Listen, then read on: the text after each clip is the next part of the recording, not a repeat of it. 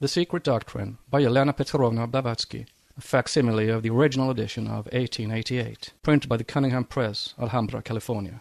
Book 2, Part 2, The Archaic Symbolism of the World Religions. Section 25 continued and concluded. The Mysteries of the Hebdomad. Subsection E. 7 in Astronomy, Science, and Magic. Again, Number 7 is closely connected with the occult significance of the Pleiades, those 7 daughters of Atlas, the 6 present, the 7th hidden. In India they are connected with their nursling, the war god Kartikeya. It is the Pleiades, in Sanskrit Kritika, who gave the god their name, for Kartikeya is the planet Mars astronomically. As a god, he is the son of Rudra, born without the intervention of a woman. He is a Kumara, a virgin youth, again generated in the fire from the seed of Shiva, the Holy Spirit, hence called Agni Bu. The late Dr. Kinnelly believed that in India, Kartikeya is the secret symbol of the cycle of Naros, composed of 600, 666 and 777 years, according to whether it is solar or lunar, divine or mortal years that are counted. And the 6 visible or the 7 actual sisters, the Pleiades, are needed for the completion of this most secret and mysterious of all the astronomical and religious symbols. Therefore, when made to commemorate one particular event, Kartikeya appeared of old as a Kumara, an ascetic with 6 heads, one for each century of the Naros. When the symbolism was needed for another event, then in conjunction with the 7 sidereal sisters, Kartikeya is accompanied by Kaumara, or Sena, his female aspect. He is then riding on a peacock, the bird of wisdom and occult knowledge, and the Hindu phoenix, whose Greek relation with the 600 years of Naros is well known. A 6-rayed star, double triangle, a swastika, a 6 and occasionally a 7-pointed crown is on his brow. The peacock's tail represents the sidereal heavens, and the 12 signs of the zodiac are hidden on his body, for which he is also called Dvadsakara, the 12-handed, and Dvadashaksa, 12-eyed. It is as Saktidara, however, the spear-holder, and the conqueror of Taraka, Tarakajit, that he is shown most famous. The years of the Naros being in India counted in 2 ways, either 100 years of the gods, divine years, or 100 mortal years, one can see the tremendous difficulty for the non-initiated in comprehending correctly this cycle which plays such an important part in St. John's revelation. It is the truly apocalyptic cycle, yet in none of the numerous speculations about it we found anything but a few approximate truths, because of its being of various lengths and relating to various prehistoric events. It has been urged against the duration claimed by the Babylonians for their divine ages that Suidas shows the ancient counting, in their chronological computations, days for years. Dr. Sepp, in his ingenious plagiarism, exposed elsewhere, of the Hindu 432 in thousands and millions of years, the duration of the Yugas, which he dwarfed to 4,320 lunar years before the birth of Christ, as, quote, foreordained, unquote, in the sidereal, besides the invisible heavens, and proved, quote, by the apparition of the Star of Bethlehem, unquote, appeals to Suidas and his authority. But Suidas had no other warrant for it than his own speculations, and he was no initiate. He cites as a proof Vulcan, in showing him as having, according to a chronological claim, reigned 4,477 years, that is, 4,477 days, as he thinks, or rendered in years 12 years, 3 months, and 7 days. He has 5 days in his original, thus committing an error even in such an easy calculation. See Suidas. True, there are other ancient writers guilty of like fallacious speculations. Cleisthenes, for instance, who assigns to the astronomical observations of the Chaldeans only 1,903 years, whereas Epigenes recognizes 420,000 years. The whole of these hypotheses made by profane writers are based upon and due to a misunderstanding. The chronology of all the Western peoples, ancient Greeks and Romans, was borrowed from India. Now it is said in the Tamil edition of Bhagavatam that 15 solar days make a pakam. 2 pakam, or 30 days, are a month of the mortals, adding that such a month is only 1 day of the Pitar Devata, Pitris. Again, 2 of these months constitute a Rodo, 3 Rodo make an Ayanam, and 2 Ayanams a year, which year of the mortals is but a day of the gods. It is on such misunderstood teachings that some Greeks have imagined that all the initiated priests had transformed days into years. This mistake of the ancient Greek and Latin writers became pregnant with the results in Europe. At the close of the past and the beginning of this century, relying upon the purposely mutilated accounts of Hindu chronology brought from India by certain too zealous and as unscrupulous missionaries, Bailly, Dupuy, and others, built quite a fantastic theory upon the subject. Because the Hindus had made half a revolution of the moon, a measure of time, and because a month composed of only 15 days, of which Quintus Curtius speaks, menses in quinos dies descriperunt dies, is found mentioned in Hindu literature. Therefore, it is a verified fact that their year was only half a year, when it was not called a day. The Chinese, too, divided their zodiac into 24 parts, hence their year into 24 fortnights. But such computation did not, nor does it prevent their having an astronomical year just the same as ours. And they have a period of 60 days, the southern Indian Rodo, to this day in some provinces. Moreover, Diodorus Siculus, in his first book, paragraph 26, page 30, calls 30 days an Egyptian year, or that period during which the moon performs a complete revolution. Pliny and Plutarch both speak of it. But does it stand to reason that the Egyptians, who knew astronomy as well as any other people did, made the lunar month consist of 30 days when it is only 28 days with the fractions? This lunar period had an occult meaning, surely as much as the Ayanam and the Rodo of the Hindus had. The year of 2 months' duration, and the period of 60 days also, was a universal measure of time in antiquity, as Bailly himself shows in his Traité de l'Astronomie Orientale. The Chinamen, according to their own books, divided their year into 2 parts, from one equinox to the other. The Arabs anciently divided the year into 6 seasons, each composed of 2 months. In the Chinese astronomical work called Qiu Che, it is said that 2 moons make a measure of time, and 6 measures a year. And to this day the aborigines of Kamchatka have their years of 6 months, as they had when visited by Abbe Kapp, Voyage to Siberia, Volume 3, page 19. But is all this a reason to say that when the Hindu Puranas say a solar year, they mean 1 solar day?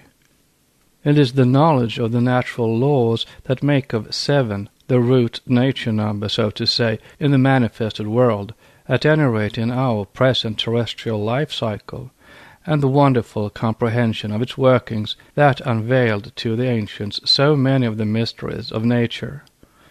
It is these laws again, and their processes on the sidereal, terrestrial, and moral planes, which enabled the old astronomers to calculate correctly the duration of the cycles and their respective effects on the march of events, to record beforehand, prophecy it is called, the influence which they will have on the course and development of the human races, the sun, moon, and planets being the never-erring time measurers whose potency and periodicity were well known, became thus the great ruler and rulers of our little system in all its 7 domains, or spheres of action. Note: the spheres of action of the combined forces of evolution and karma are 1. The super-spiritual or noumenal, 2. The spiritual, 3. The psychic, 4. The astro-ethereal, 5. The sub-astral, 6. The vital, and 7. The purely physical spheres. End of note. This has been so evident and remarkable that even many of the modern men of science, materialists, as well as mystics, had their attention called to this law. Physicians and theologians, mathematicians and psychologists have drawn the attention of the world repeatedly to this fact of periodicity in the behavior of nature. These numbers are explained in the commentaries in these words: the circle is not the one but the all. In the higher heaven, the impenetrable Raja Adbhutam, it, the circle, becomes one, because it is the indivisible, and there can be no Tao in it. In the second of the 3 Rajamsi Tritaya, or the 3 worlds, the one becomes 2, male and female, and 3, add the sun or logos, and the sacred 4, tetractys or the tetragrammaton. In the third, the lower world or our earth, the number becomes 4 and 3 and 2. Take the first 2 and thou wilt obtain 7, the sacred number of life. Blend the latter with the middle Raja, and thou wilt have 9, the sacred number of being and becoming. Note: in Hinduism, as understood by the Orientalists from the Atharva Veda, the 3 Rajamsi refer to the 3 strides of Vishnu, his ascending higher step, being taken in the highest world. It is the Devu Raja, or the sky, as they take it. But it is something besides this in occultism. The sentence Pareshu, Guhyeshu, Vrateshu in Atharva Veda has yet to be explained. End of note. When the Western Orientalists have mastered the real meaning of the Rig Vedic divisions of the world, the 2-fold, 3-fold, 6- and 7-fold, and especially the 9-fold division, the mystery of the cyclic divisions applied to heaven and earth, gods and men, will become clearer to them than it is now. For, quote, there is a harmony of numbers in all nature, in the force of gravity, in the planetary movements, in the laws of heat, light, electricity, and chemical affinity, in the forms of animals and plants, in the perception of the mind. The direction, indeed, of modern natural and physical science is towards a generalization which shall express the fundamental laws of all by one simple numerical ratio. We would refer to Professor Weevil's philosophy of the inductive sciences and to Mr. Hayes' researches into the laws of harmonious coloring and form. From these it appears that the number 7 is distinguished in the laws regulating the harmonious perception of forms, colors, and sounds, and probably of taste also, if we could analyze our sensations of this kind with mathematical accuracy. Unquote from Medical Review, July 1844. So much so, indeed, that more than one physician has stood aghast at the periodical septenary return of the cycles in the rise and fall of various complaints, and naturalists have felt themselves at an utter loss to explain this law. The birth, growth, maturity, vital functions, change, diseases, decay, and death of insects, reptiles, fishes, birds, mammals, and even of man are more or less controlled by law of completion in weeks, or 7 days. Note: H. Grattan Guinness, FRJS, in his Approaching End of the Age. End of note. Dr. Laycock in Lancet, 1842-3, writing on the periodicity of vital phenomena, records a most remarkable illustration and confirmation of the law in insects. Note. Having given a number of illustrations from natural history, the doctor adds, "The facts I have briefly glanced at are general facts, and cannot happen day after day in so many millions of animals of every kind, from the larva or ovum of a minute insect up to man, at definite periods, from a mere chance or coincidence." I think it impossible to come to any less general conclusion than this, that in animals changes occur every 3.5, 7, 14, 21, or 28 days, or at some definite number of weeks, or septenary cycles. Again, the same Dr. Laycock states that, whatever type the fever may exhibit, there will be a paroxysm on the 7th day. The 14th will be remarkable as a day of amendment, either cure or death taking place. If the 4th paroxysm be severe and the 5th less so, the disease will end at the 7th paroxysm, and change for the better will be seen on the 14th day, namely about 3 or 4 o'clock a.m., when the system is most languid. Unquote. And see Approaching End of the Age by Grattan Guinness, pages 258 to 269, wherein this is quoted. This is pure soothsaying by cyclic calculations, and it is connected with Chaldean astrology and astrology. Thus materialistic science, medicine, the most materialistic of all, applies our occult laws to diseases, studies natural history with its help, recognizes its presence as a fact in nature, and yet must needs pooh-pooh the same archaic knowledge when claimed by the occultists. For if the mysterious septenary cycle is a law in nature, and it is one, as proven, if it is found controlling the evolution and involution, or death, in the realms of entomology, ichthyology, and ornithology, as in the kingdom of the animal, mammalia, and man, why cannot it be present and acting in cosmos in general, in its natural though occult divisions of time, races, and mental development?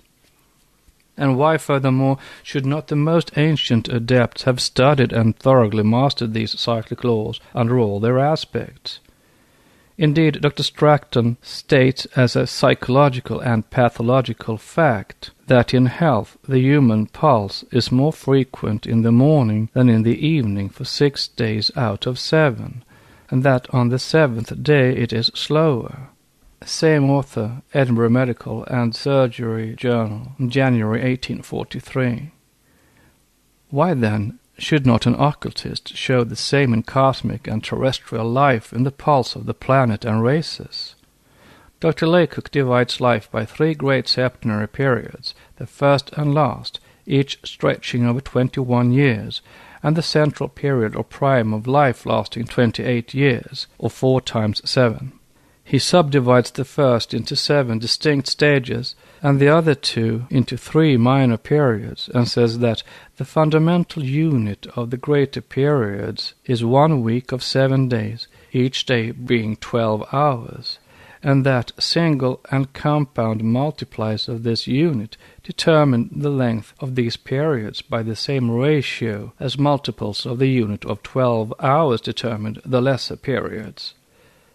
This law binds all periodic vital phenomena together and links the periods observed in the lowest annulus animals with those of man himself, the highest of the vertebrata. If science does this, why should the latter scorn the occult information, namely that, speaking Dr. Laycock's language, 1 week of the manvanteric lunar fortnight of 14 days or 7 manas, that fortnight of 12 hours in a day representing 7 periods or 7 races, is now past? This language of science fits our doctrine admirably. We, mankind, have lived over a week of 7 days, each day being 12 hours, since 3.5 races are now gone forever, the 4th is submerged, and we are now in the 5th race. End of note.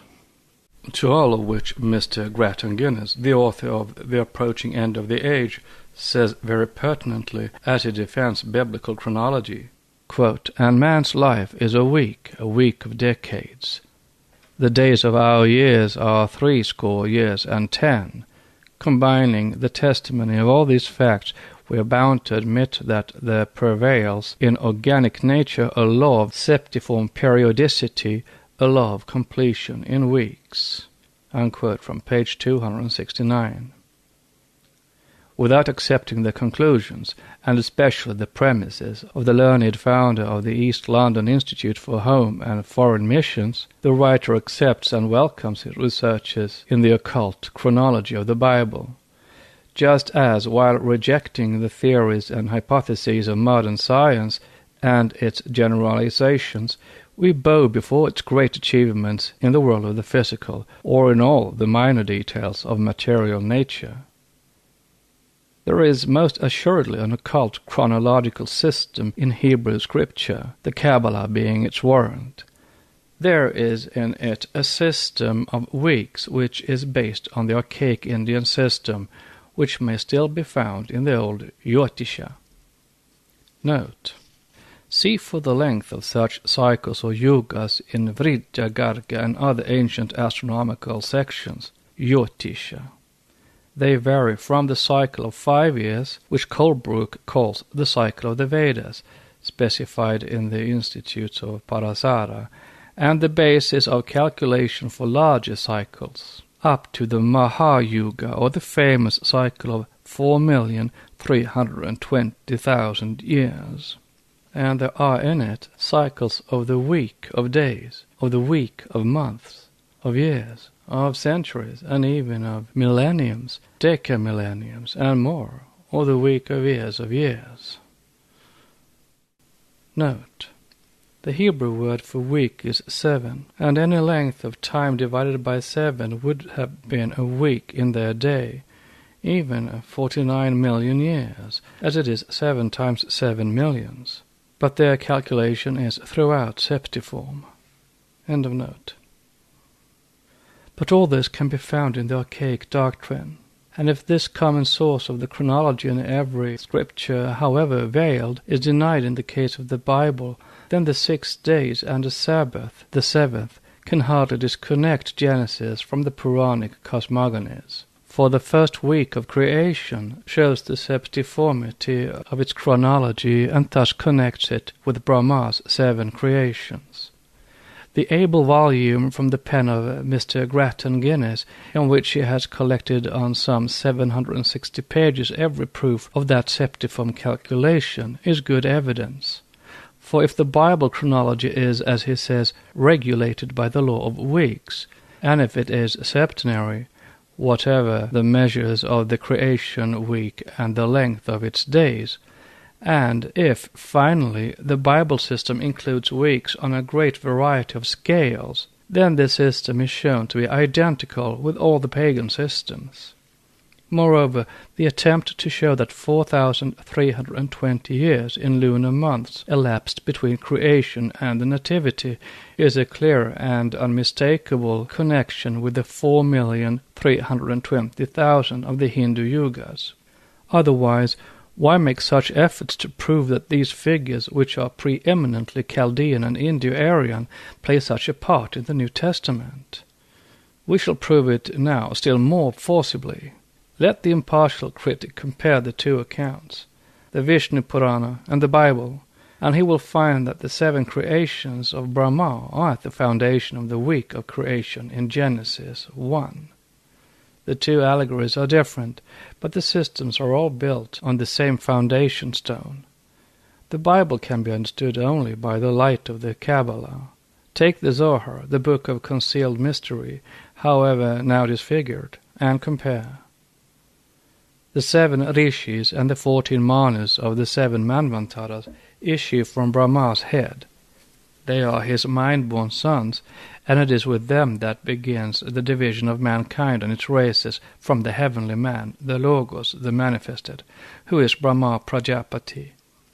Says verse 70 in the Hydra Rabba Kadesha, the greater holy assembly of the skull, head of Macroprosopus, the ancient one, Sanat, an appellation of Brahma, that in every one of his hairs is a hidden fountain issuing from the concealed brain, and it shineth and goeth forth through that hair unto the hair of microprosopus, and from it, which is the manifest quaternary, the tetragrammaton, his brain is formed, and thence that brain goeth into 32 paths, or the triad and the duad, or again 4, 3, 2, and again, verse 80, 13 curls of hair exists on the one side and on the other side of the skull. That is, 6 on one and 6 on the other, the 13th being also the 14th, as it is male-female, and through them commenceth the division of the hair, or the division of things, mankind, and races. Note on the Ancient One. Brahma creates in the first kalpa, day 1, various sacrificial animals, pasu, or the celestial bodies and the zodiacal signs, and plants, which he uses in sacrifices at the opening of Tetra Yuga. The esoteric meaning of it shows him proceeding cyclically and creating astral prototypes on the descending spiritual arc, and then on the ascending physical arc. The latter is the subdivision of a twofold creation, subdivided again into 7 descending and 7 ascending degrees of spirit falling and of matter ascending, the inverse of what takes place as in a mirror which reflects the light on the left side in this manvantara of ours. It is the same esoterically in the Elohistic Genesis, chapter 1, and in the Jehovistic copy, as in Hindu cosmogony. End of note. Quote, we 6 are lights which shine forth from a 7th light, saith Rabbi Abba. Thou art the 7th light, the synthesis of us all, he adds, speaking of Tetragrammaton and his 7 companions, whom he calls the eyes of Tetragrammaton. Tetragrammaton is Brahma Prajapati, who assumed 4 forms in order to create 4 kinds of supernal creatures, that is, made himself fourfold, or the manifest quaternary. See Vishnu Purana, Book 1, Chapter 5. And who after that is reborn into the 7 rishis, his Manasaputras, mind-born sons, who became later 9, 21, and so on, who are all said to be born from various parts of Brahma. Note: it is very surprising to see theologians and Oriental scholars express indignation at the depraved taste of the Hindu mystics, who, not content with having invented the mind-born sons of Brahma, make the rishis, manus, and prajapatis of every kind spring from various parts of the body of their primal progenitor, Brahma. See Wilson's footnote in his Vishnu Purana, Volume 1, page 102. Because the average public is unacquainted with the Kabbalah, the Ketu, and glossary of the much-veiled Mosaic books, therefore the clergy imagines the truth will never out.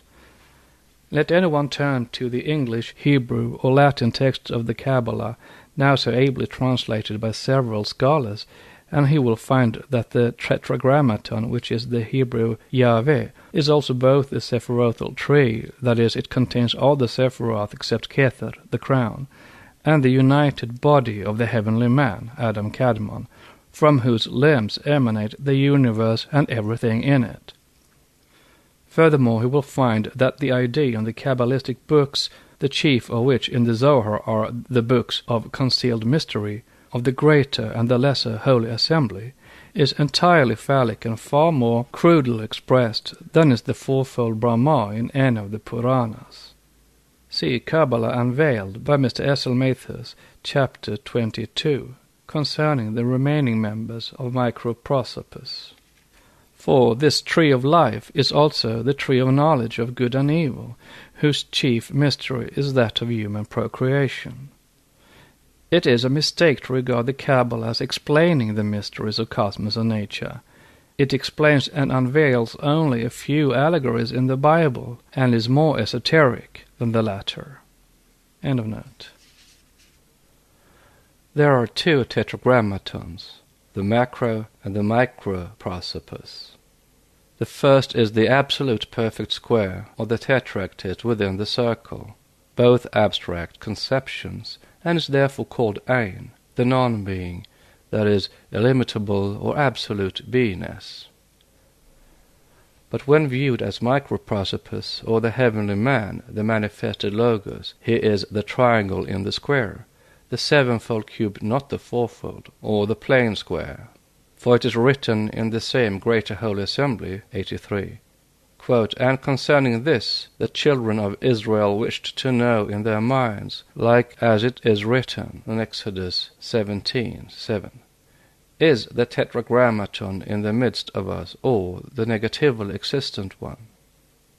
Note, simplified in the English Bible to, quote, "Is the Lord," within brackets double exclamation mark, "among us, or not?" Unquote. See the same passage in Exodus. End of note. Where did they distinguish between microprosopus, who is called tetragrammaton, and between macroprosopus, who is called ein the negatively existent? Note, see Kabbalah Denudata by S. Little MacGregor Mathers, FTS, page 121. End of note. Therefore, tetragrammaton is the 3 made 4, and the 4 made 3, and is represented on this earth by his 7 companions, or eyes, the 7 eyes of the Lord. Microprosopus is, at best, only a secondary manifested deity, for verse 1152 of the Greater Holy Assembly, the Kabbalah says, "We have learned that there were 10 companions who entered into the Sod, mysterious assembly or mystery, and that 7 only came forth, that is, 10 for the unmanifested and 7 for the manifested universe." Note, translators often render the word companion, angel, also adept, by rabbi, as the rishis are called gurus. The Zohar is, if possible, more occult than the books of Moses. To read the Book of Concealed Mystery, one requires the keys furnished by the genuine Chaldean Book of Numbers, which is not extant. End of note. 1158. And when Rabbi Shimon revealed the Arcana, there were found none present there save those 7 companions. 1159. And Rabbi Shimon called them the 7 eyes of tetragrammaton, like as it is written, "These are the 7 eyes or principles of tetragrammaton, that is the fourfold heavenly man, or pure spirit. It resolved into septenary man, pure matter and spirit." Thus the tetrad is microprosopus, and the latter is the male-female Kokmak Bina, the 2nd and 3rd Sephiroth.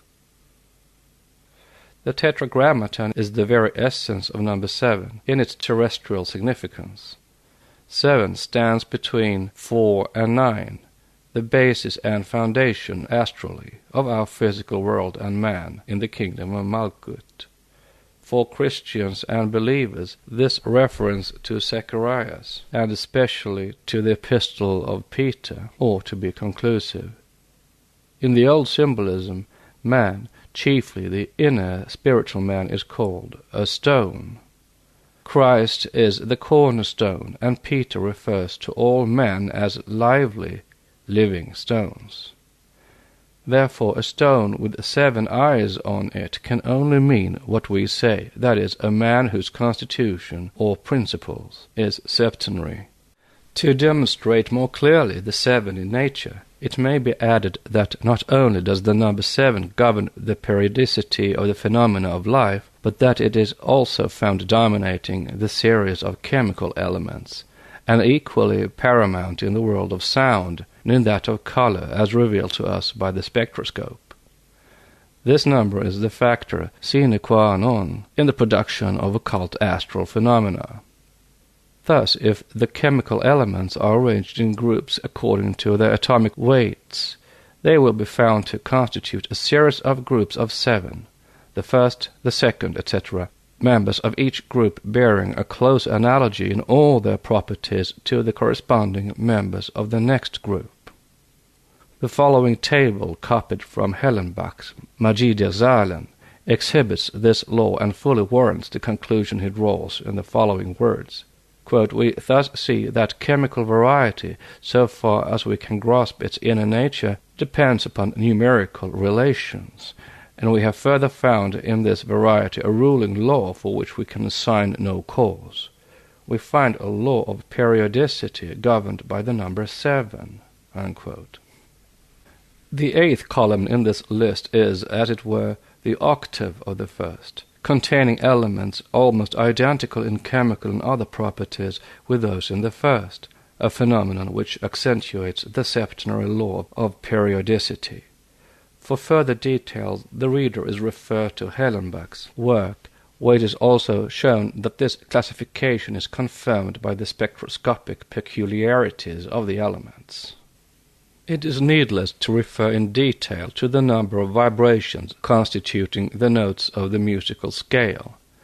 They are strictly analogous to the scale of chemical elements, and also to the scale of color as unfolded by the spectroscope, although in the latter case we deal with only one octave, while both in music and chemistry we find a series of 7 octaves represented theoretically, of which 6 are fairly complete and in ordinary use in both sciences.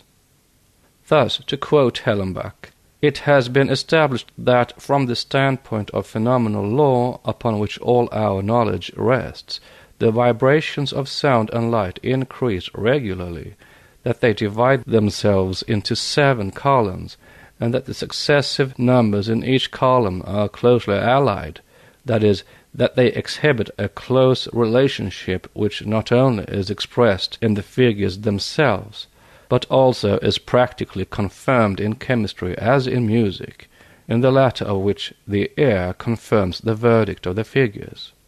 The fact that this periodicity and variety is governed by the number 7 is undeniable, and it far surpasses the limits of mere chance, and must be assumed to have an adequate cause, which cause must be discovered."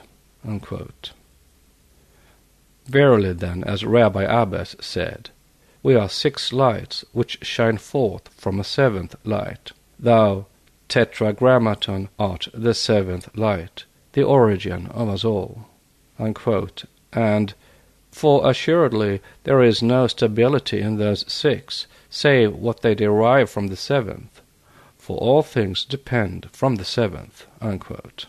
Verse 1161, the Kabbalah, the Greater Holy Assembly. The ancient and modern Western American Zuni Indians seem to have entertained similar views. Their present-day customs, their traditions and records all point to the fact that from time immemorial their institutions, political, social, and religious, were and still are shaped according to the septenary principle. Thus all their ancient towns and villages were built in clusters of 6 around the 7th. It is always a group of 7 or of 13, and always the 6 surround the 7th. Again, their sacerdotal hierarchy is composed of 6 priests of the house, seemingly synthesized in the 7th, who is a woman, the priestess mother.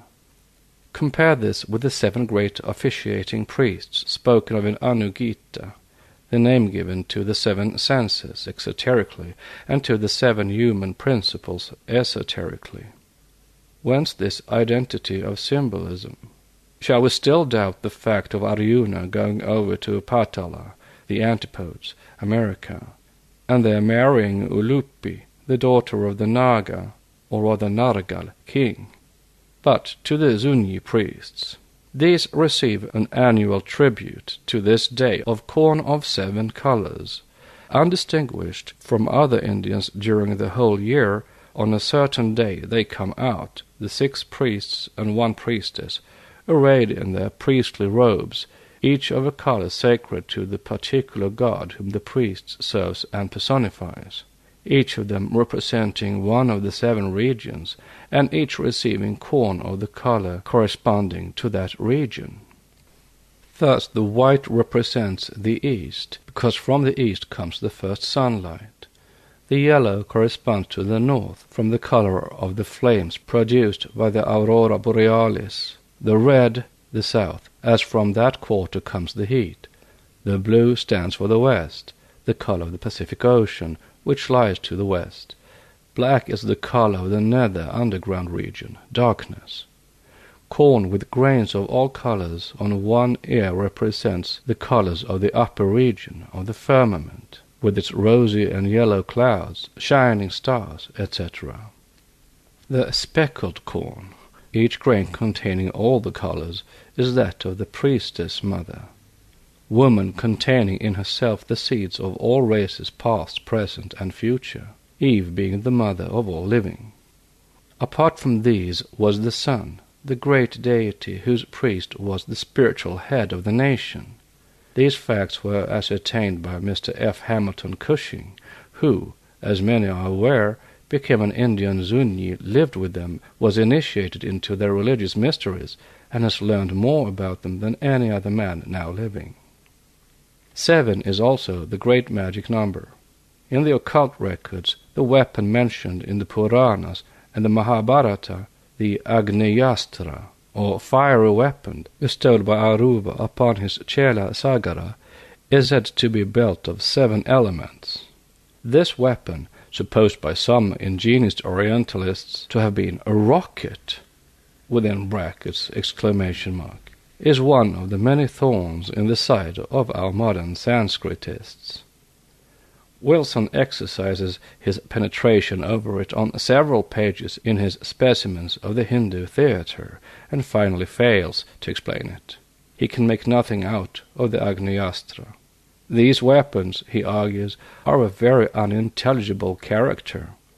Some of them are wielded as missiles, but in general they appear to be mystical powers exercised by the individual, such as those of paralyzing an enemy, or locking his senses fast in sleep, or bringing down storm and rain and fire from heaven.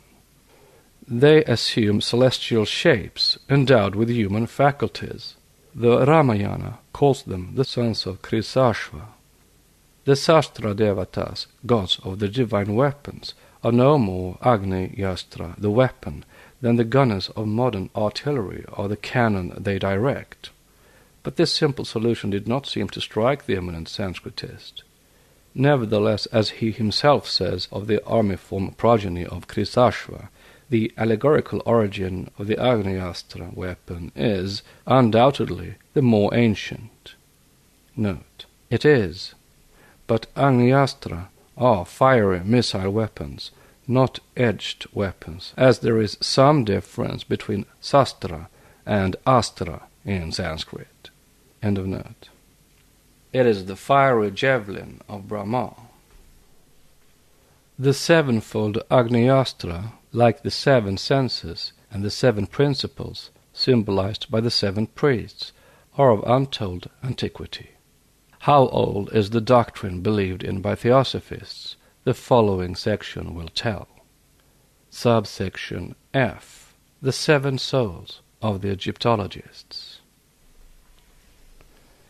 If one turns to those wells of information, the Natural Genesis and the lectures of Mr. Gerald Massey, the proofs of the antiquity of the doctrine under analysis becomes positively overwhelming.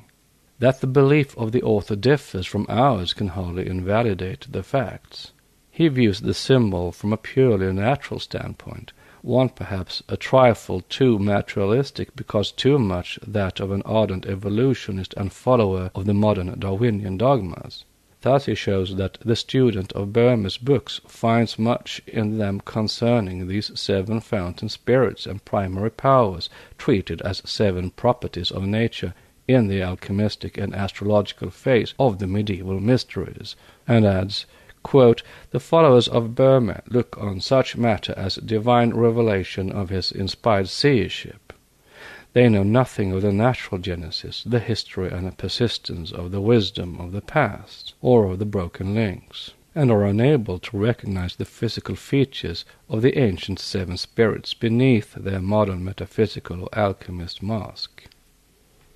Note: yet there are some who may know something of these, even outside the author's lines, wide as they undeniably are. End of note. And further, a second connecting link between the theosophy of Burma and the physical origins of Egyptian thought is extant in the fragments of Hermes Trismegistus. Note: This connecting link, like others, was pointed out by the present writer 9 years before the appearance of the work from which the above is quoted, namely in Isis Unveiled, a work full of such guiding links between ancient, medieval, and modern thought, but unfortunately too loosely edited. End of note. Further, no matter whether these teachings are called Illuminatist, Buddhist, Kabbalist, Gnostic, Masonic, or Christian, the elemental types can only be truly known in their beginnings. Note: but how can the learned writer prove that these beginnings were precisely in Egypt and nowhere else, and only 50,000 years ago? End of note. When the prophets or visionary showmen of Cloudland come to us claiming original inspiration and utter something new, we judge of its value by what it is in itself. But if we find they bring us the ancient matter which they cannot account for, and we can, it is natural that we should judge it by the primary significations rather than the latest pretensions. Note: precisely, and this is just what the Theosophists do. They have never claimed original inspiration, not even as mediums, but have always pointed, and do now point, to the primary signification of the symbols, which they trace to other countries, older even than Egypt, significations, moreover, which emanate from a hierarchy, or hierarchies, if preferred, of living wise men, mortals, notwithstanding that wisdom who reject every approach to supernaturalism. End of note. Further, it is useless for us to read our later thought into the earliest types of expression, and then say the ancients meant that. Note: but where is the proof that the ancients did not mean precisely that which the Theosophists claim? Records exist for what they say, just as other records exist for what Mr. Gerald Massey says.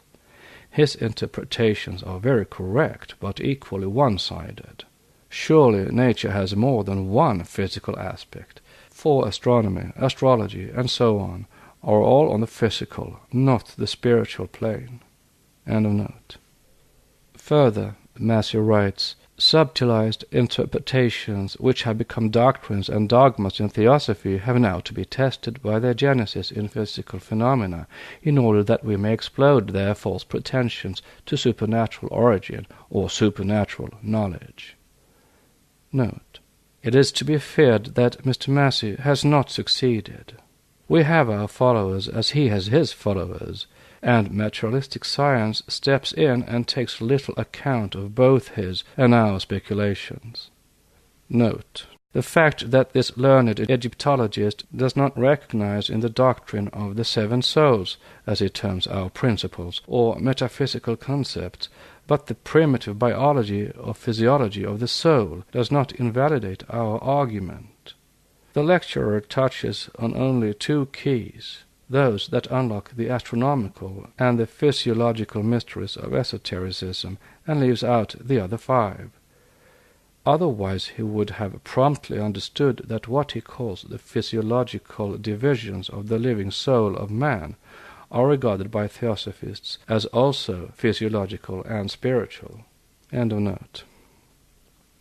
But the able author of the Book of Beginnings and of the Natural Genesis does, very fortunately for us, quite the reverse. He demonstrates most triumphantly our esoteric Buddhist teachings by showing them identical with those of Egypt. Let the reader judge from his learned lecture on the 7 souls of man. End of note. Says the author, quote, the first form of the mystical 7 was seen to be figured in heaven by the 7 large stars of the Great Bear, the constellation assigned by the Egyptians to the Mother of Time and of the 7 elemental powers. Unquote.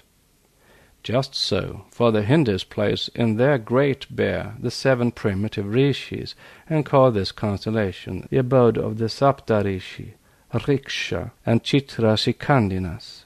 But whether it is only an astronomical myth or a primordial mystery having a deeper meaning than it bears on its surface is what their adepts claim to know. We are also told that the Egyptians divided the face of the sky by night into 7 parts. The primary heaven was 7-fold. So it was with the Aryans. One has but read the Puranas about the beginnings of Brahma and his egg to see it. Have the Aryans taken the idea from the Egyptians? The earliest forces, proceeds the lecturer, recognized in nature were reckoned as 7 in number. These became 7 elementals, devils, within brackets question mark, or later divinities. 7 properties were assigned to nature as matter, cohesion, fluxion, coagulation, accumulation, station, and division, and 7 elements or souls to man." Unquote. All this was taught in the esoteric doctrine, but it was interpreted as its mysteries unlocked, as already stated, with 7, not 2, or at the utmost 3 keys. Hence the causes and their effects worked in invisible or mystic as well as psychic nature, and were made referable to metaphysics and psychology as much as to physiology. The principle of sevening, as the author says, was introduced, and the number 7 supplied a sacred type that could be used for manifold purposes, and it was so used. For the 7 souls of the Pharaoh are often mentioned in the Egyptian texts. 7 souls or principles in man were identified by our British Druids. The rabbins also ran the number of souls up to 7, so likewise do the Kardins of India." Unquote.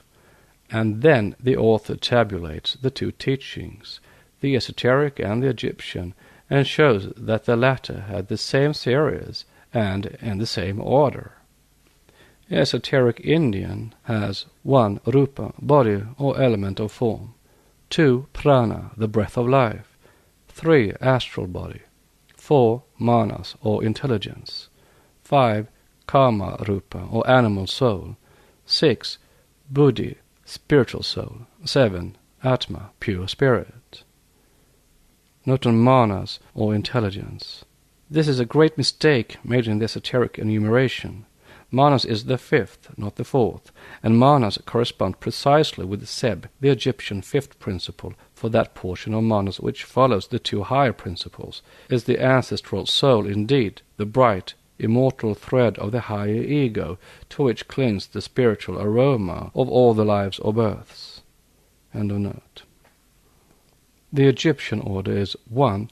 Ka, body, 2. Ba, the soul of breath, 3. Kaba, the shade, 4. Aku, intelligence or perception, 5. Seb, ancestral soul, 6. Puta, the first intellectual father, 7. Atmu, a divine or eternal soul. Further on, the lecturer formulates these 7 Egyptian souls as 1. The soul of blood, the formative, 2. The soul of breath, that breathes, 3. The shade or covering soul, that envelopes, 4. The soul of perception, that perceives, 5. The soul of pubescence, that procreates, 6. The intellectual soul, that reproduces intellectually, and 7. The spiritual soul, that is perpetuated permanently.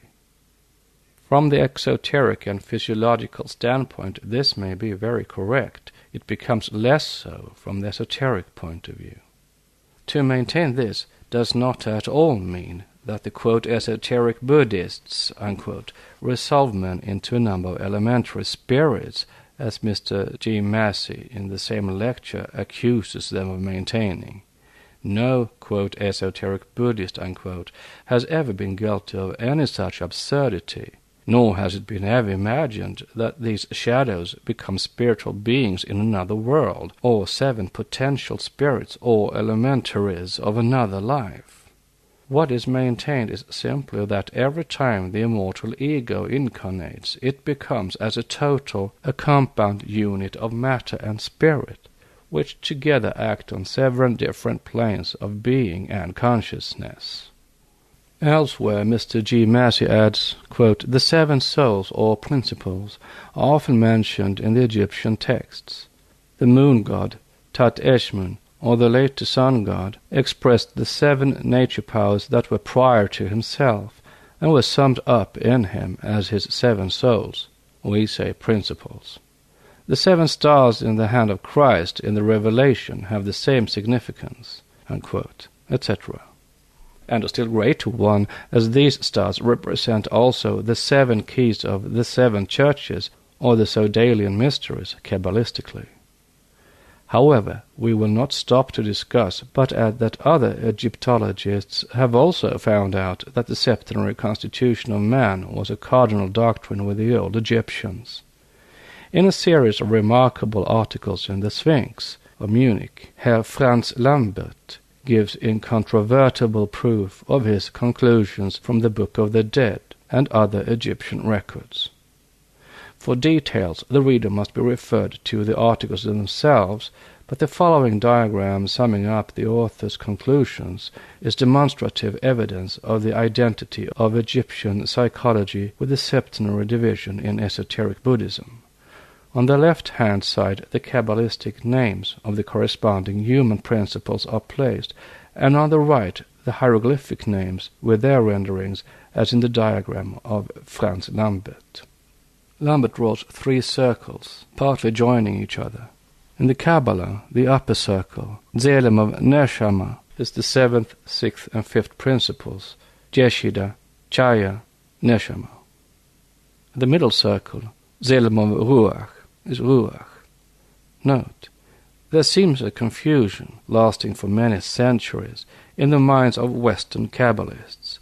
They call Ruach spirit what we call Kamarupa, whereas with us Ruach would be the spiritual soul, Buddhi, and Nefesh, the 4th principle, the vital animal soul. Eliphas Levi falls into the same error. Lower circle, Zelem of Nefesh, consists of Nefesh, Kwash Haguf, and Guf. In hieroglyphics, the 7th principle is Chu, divine spirit, followed by Chebi, spiritual soul, Bai, intellectual soul, the intelligence, Abhati, the heart, feeling, or animal soul, Ka, the astral body, Avestram, sidereal man, Ankh, vital force, Archaeus, mumia, and as the first, lowest, Chat, the elementary body. This is a very fair representation of the number of the principles of occultism, but much confused, and this is what we call the 7 principles in man, and what Mr. Massey calls souls, giving the same name to the ego or the monad which reincarnates and resurrects, so to speak, at each rebirth, as the Egyptians did, namely the renewed. But how can Ruach, spirit, be lodged in Kamarupa? What does Burme, the prince of all the medieval seers, say? Quote, we find 7 especial properties in nature whereby this only mother works all things, which he calls fire, light, sound, the upper 3, and desire, bitterness, anguish, and substantiality, thus analyzing the lower in his own mystic way. Whatever the 6 forms are spiritually, that the 7th, the body, or substantiality, is essentiality, he wrote.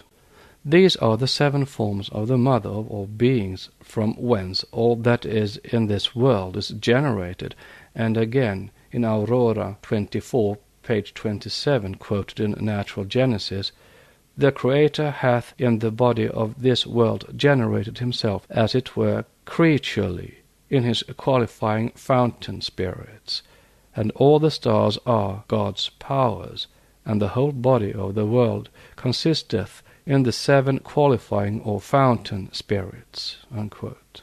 This is rendering in mystical language our theosophical doctrine.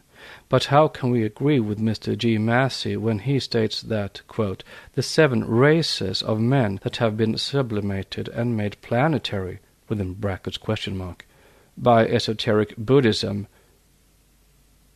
Stop. Note, this is indeed news. It makes us fear that the lecturer had never read esoteric Buddhism before criticizing it, as there are too many such misconceptions in his notices of it. End of note. may be met with in the Bundahish as 1. The earthmen, 2. watermen, 3. breast-eared men, 4. breast-eyed men, 5. one-legged men, 6. bat-winged men, 7. men with tails, unquote. Each of these descriptions, allegorical and even perverted in their later form, is nevertheless an echo of the secret doctrine teaching. They all refer to the pre-human evolution of the watermen, terrible and bad, by unaided nature through millions of years, as previously described.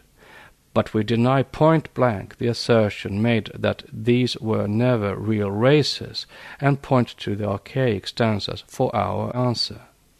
It is easy to infer and to say that our instructors have mistaken these shadows of the past for things human and spiritual, but that they are neither and never were either is less easy to prove. The assertion must ever remain on a par with the Darwinian claim that man and the ape had a common pithecoid ancestor. What the lecturer takes for a mode of expression and nothing more in the Egyptian ritual, we take as having quite another and an important meaning. Here is one instance. Says the ritual in the Book of the Dead: I am the mouse, I am the hawk, I am the ape, I am the crocodile whose souls come from men, I am the soul of the gods. Of these last two sentences, one whose soul comes from men is explained by the lecturer, who says parenthetically, that is as a type of intelligence, and the other, I am the soul of the gods, as meaning the Horus or Christ as the outcome of all. The occult teaching answers, it means far more.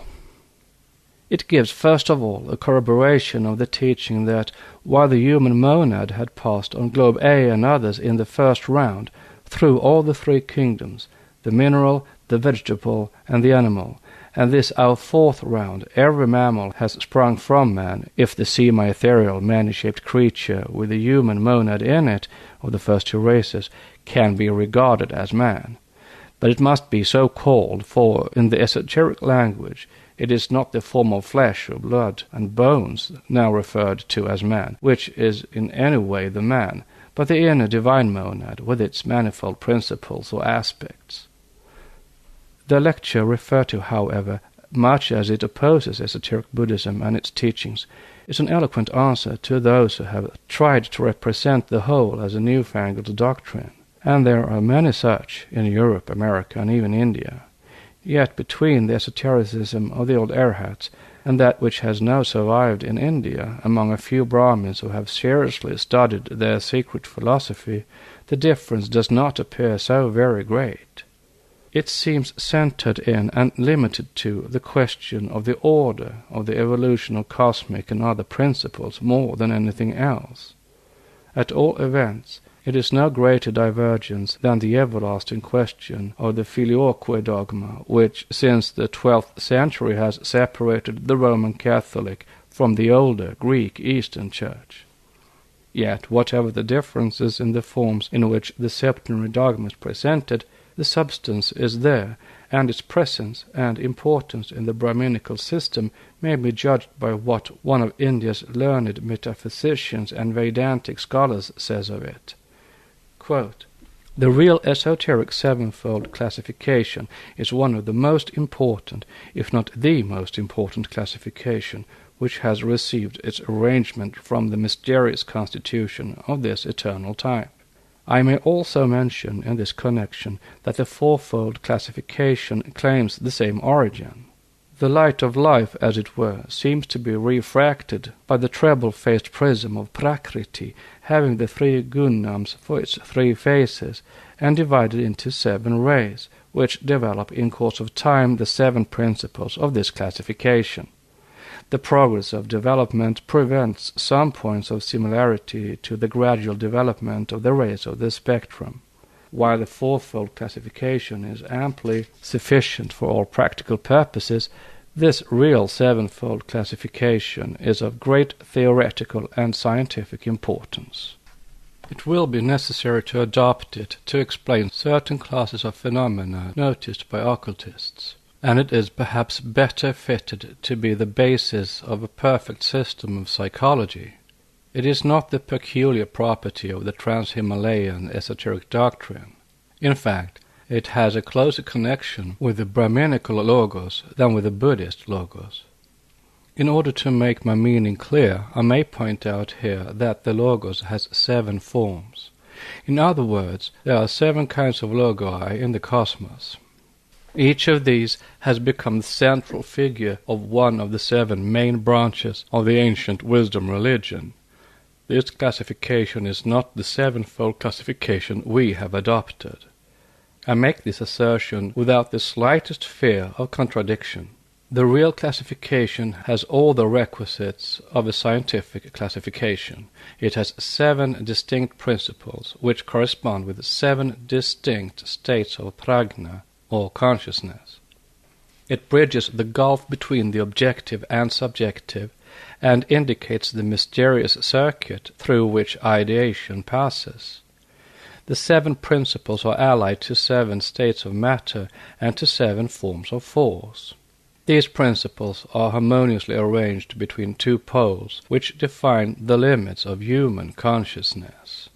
See The Theosophist of 1887, Madra. The above is perfectly correct, save perhaps one point. The 7-fold classification in the esoteric system has never been claimed, to the writer's knowledge, by anyone belonging to it as the peculiar property of the trans-Himalayan esoteric doctrine, but only as having survived in that old school alone.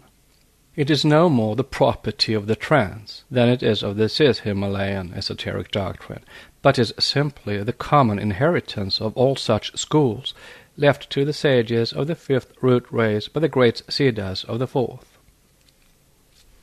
Note: according to the Svetasvatara Upanishad 357, the Siddhas are those who are possessed from birth of superhuman powers, as also of knowledge and indifference to the world. According to the occult teachings, however, Siddhas are the Nirmanakayas, or the spirits, in the sense of an individual or conscious spirit, of great sages from spheres on a higher plane than our own, who voluntarily incarnate in mortal bodies in order to help the human race in its upward progress. Hence their innate knowledge, wisdom, and powers. End of note. Let us remember that the Atlanteans became the terrible sorcerers now celebrated in so many of the oldest manuscripts of India, only toward their fall, the submersion of their continent having been brought on by it. What is claimed is simply the fact that the wisdom imparted by the divine ones, born through the Kriya Shakti powers of the 3rd race before its fall and separation into sexes, to the adepts of the early 4th race, has remained in all its pristine purity in a certain brotherhood. The said school of fraternity, or fraternity being closely connected with a certain island of an inland sea, believed in by both Hindus and Buddhists, but called mythical by geographers and Orientalists. The less one talks of it, the wiser he will be. Nor can one accept the said 7-fold classification as having a closer connection with the Brahminical logos than with the Buddhist logos, since both are identical. Whether the one logos is called Eshvara or Avalokiteshvara, Brahma or Padmapani. These are, however, very small differences, more fanciful than real, in fact. Brahmanism and Buddhism, both viewed from their orthodox aspects, are as inimical and as irreconcilable as water and oil. Each of these great bodies, however, has a vulnerable place in its constitution. While even in their esoteric interpretation both can agree but to disagree, once that their respective vulnerable points are confronted, every disagreement must fall, for the two will find themselves on common ground. The heel of Achilles of orthodox Brahmanism is the Advaita philosophy, whose followers are called by the pious Buddhists in disguise, and that of orthodox Buddhism is northern mysticism, as represented by the disciples of the philosophies of the Arya Sangha, the Yogacharya school, and Mahayana, who are twitted in their turn by their co-religionists as Vedantins in disguise. The esoteric philosophy of both these can be but one if carefully analyzed and compared, as Gautama Buddha and Sankaracharya are most closely connected if one believes tradition and certain esoteric teachings. Thus every difference between the two will be found one of form rather than of substance. A most mystic discourse full of septenary symbology may be found in the Anugita, in the sacred books of the East, Volume 8, Anugita, page 284 et sequens. There the Brahmana narrates the bliss of having crossed beyond the religions of illusion, in which fancies are the gadflies and mosquitoes, in which grief and joy are cold and heat, in which delusion is the blinding darkness, avarice, the beasts of prey and reptiles, and desire and anger are the obstructors. The sage describes the entrance into and exit from the forest, a symbol for man's lifetime, and also that forest itself. Note: I propose to follow here the text and the editor's commentaries, who accepts Arjun Mishra and Nilakanta's dead letter explanations. Our Orientalists never trouble to think that if a native commentator is a non-initiate, he could not explain correctly, and if an initiate would not. End of note. Quote, in that forest are 7 large trees, the senses, mind, and understanding, or manas and buddhi included, 7 fruits and 7 guests, 7 hermitages, 7 forms of concentration, and 7 forms of initiation. This is the description of the forest. That forest is filled with trees producing splendid flowers and fruits of 5 colors. The senses, says the commentator, are called trees as being producers of the fruits, pleasures and pains. The guests are the powers of each sense personified. They receive the fruits above described. The hermitages are the trees in which the guests take shelter. The 7 forms of concentration are the exclusion from the self of the 7 functions of the 7 senses, etc., already referred to. The 7 forms of initiation refer to the initiation into the higher life, by repudiating as not one's own the actions of each member out of the group of 7. See Khandagya, page 219, and commentaries. The explanation is harmless, if unsatisfactory. Says the Brahmana, continuing his description, that forest is filled with trees producing flowers and fruits of 3 colors, and mixed. That forest is filled with trees producing flowers and fruits of 2 colors, and of beautiful colors. That forest is filled with trees producing flowers and fruits of 1 color, and fragrant. That forest is filled, instead of 7, with 2 large trees producing numerous flowers and fruits of undistinguished colors. Mind and understanding, the 2 higher senses, or, theosophically, manas buddhi. Here is 1 fire, self, connected with the Brahman, and having a good mind, or true knowledge according to Arjuna Mishra. Note: the English editor explains here saying, I presume devoted to the Brahman. This would be a very poor devotion indeed in the accomplishment of the gradually emancipating process of yoga.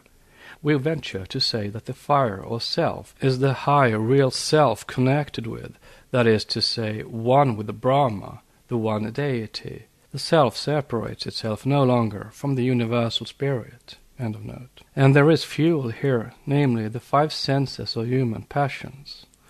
The 7 forms of emancipation from them are the 7 forms of initiation.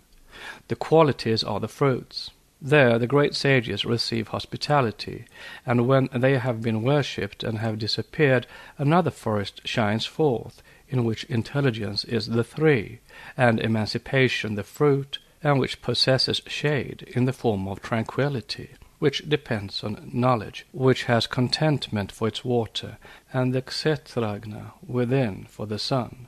The Supreme Self, says Krishna in the Bhagavad Gita, page 102, sequence.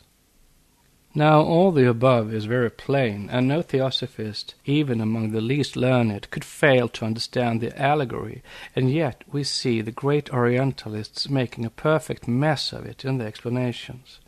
The great sages who receive hospitality are explained as meaning the senses, which, having worked as unconnected with the self, are finally absorbed into it. But one fails to understand, if the senses are unconnected with the higher self, in what manner they can be absorbed into it. One would think, on the contrary, that just because the personal senses gravitate and strive to be connected with the impersonal self, that the latter, which is fire, burns the lower five, and purifies thereby the higher two, mind and understanding, or the higher aspects of manas and buddhi.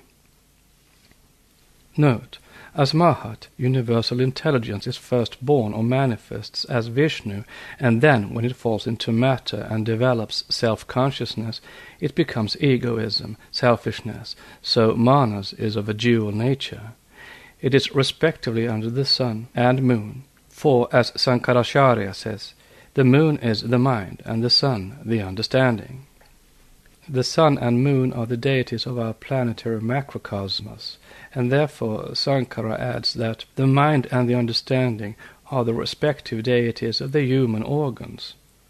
Vida Brihadaranyaka, page 521, sequence. This is perhaps why Arjuna Mitra says that the moon and the fire, the self, the sun, constitute the universe. End of note. This is quite apparent from the text. The great sages disappear after having been worshipped. Worshipped by whom, if they, the presumed senses, are unconnected with the self? By mind, of course, by manas, in this case merged in the sixth sense, which is not and cannot be the Brahman, the self, or Kshetragna, the soul's spiritual son. Into the latter, in time, manas itself must be absorbed. It has worshipped great sages and given hospitality to terrestrial wisdom. But once that another forest shone forth upon it, it is intelligence, buddhi, the seventh sense, but sixth principle, which is transformed into the tree, that tree whose fruit is emancipation, which finally destroys the very roots of the Ashvata tree, the symbol of life and of its elusive joys and pleasures. And therefore those who attain to that state of emancipation have, in the words of the above-cited sage, no fear afterwards. In this state the end cannot be perceived because it extends on all sides. There always dwell 7 females there, he goes on to say, carrying out the imagery. These females, who, according to Arjuna Mishra, are the Mahat, Ahamkara, and 5 Tanmatras, having always their faces turned downwards, as they are obstacles in the way of spiritual ascension. In that same Brahman, the self, the 7 perfect sages, together with the chiefs, abide and again emerge from the same. Glory, brilliance and greatness, enlightenment, victory, perfection and power, these 7 rays follow after this same sun, Kshetragna, the higher self, those whose wishes are reduced, unselfish, whose sins, passions, are burnt up by restraint, merging the self in the self, devote themselves to Brahman. Note: the body in the soul, as Arjuna Mishra is credited with saying, or rather the soul in the spirit, and on a still higher plane of development, the self or Atman in the universal self. End of note. Those people who understand the forest of knowledge, Brahman or self, praise tranquility, and aspiring to that forest, they are reborn so as not to lose courage. Such indeed is this holy forest, and understanding it, they, the sages, act accordingly, being directed by the Kshetragna. No translator among the Western Orientalists has yet perceived in the foregoing allegory anything higher than mysteries connected with sacrificial ritualism, penance, or ascetic ceremonies, and Hatha Yoga. But he who understands symbolical imagery and hears the voice of self within self will see in this something far higher than mere ritualism, however often he may err in minor details of the philosophy. And here we must be allowed a last remark. No true theosophist, from the most ignorant up to the most learned, ought to claim infallibility for anything he may say or write upon occult matters. The chief point is to admit that in many a way, in the classification of either cosmic or human principles, in addition to mistakes in the order of evolution, and especially in metaphysical questions, those of us who pretend to teach others more ignorant than ourselves are liable to err. Thus mistakes have been made in Isis Unveiled, in esoteric Buddhism, in man, in magic, white and black, etc., etc., and more than one mistake is likely to be found in the present work. This cannot be helped. For a large or even a small work on such abstruse subjects to be entirely exempt from error and blunder, it would have to be written from its first to its last page by a great adept, if not by an avatar. Then only should we say, this is verily a work without sin or blemish in it. But so long as the artist is imperfect, how can his work be perfect? Endless is the search for truth. Let us love it and aspire to it for its own sake, and not for the glory or benefit a minute portion of its revelation may confer on us. For who of us can presume to have the whole truth at his fingers' ends, even upon one minor teaching of occultism?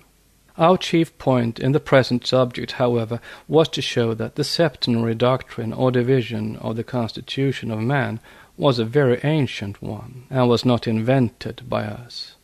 This has been successfully done, for we are supported in this consciously and unconsciously by a number of ancient, medieval, and modern writers. What the former said was well said, what the latter repeated was generally distorted. An instance: read the Pythagorean fragments and compare the septenary man as given by the Reverend G. Oliver, the learned Mason, in his Pythagorean Triangle, chapter on Science of Numbers, page 179. He speaks as follows: The Theosophic philosophy counted 7 properties, or principles, in man, meaning 1. The divine golden man, 2. The inward holy body from fire and light like pure silver, 3. The elemental man, 4. The mercurial paradisiacal man, 5. The martial soul-like man, 6. The passionate man of desires, 7. The solar man, a witness to and inspector of the wonders of the universe. They had also 7 fountain spirits or powers of nature. Compare this jumbled account and distribution of Western theosophic philosophy with the latest theosophic explanations by the Eastern school of theosophy, and then decide which is the more correct. Verily, quote, Wisdom hath builded her house, she hath hewn out her 7 pillars, unquote, from Proverbs chapter 9, verse 1. As to the charge that our school has not adopted the 7-fold classification of the Brahmins, but has confused it, is quite unjust. To begin with, the school is one thing, its exponents to Europeans quite another. The latter have first to learn the ABC of practical Eastern occultism before they can be made to understand correctly the tremendously abstruse classification based on the 7 distinct states of prajna, consciousness, and above all, to realize thoroughly what prajna is in the Eastern metaphysics. To give a Western student that classification is to try to make him suppose that he can account for the origin of consciousness by accounting for the process by which a certain knowledge, through only one of the states of that consciousness, came to him.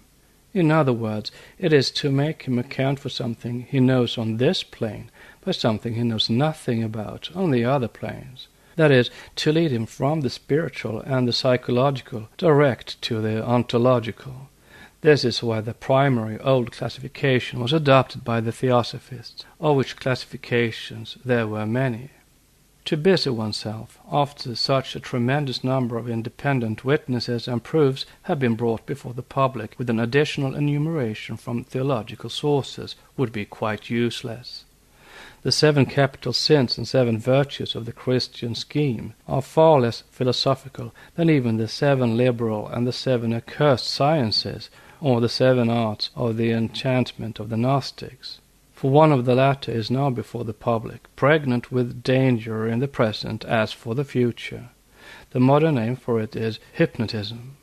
In the ignorance of the 7 principles, and used by scientific and ignorant materialists, it will soon become Satanism, in the full acceptation of the term.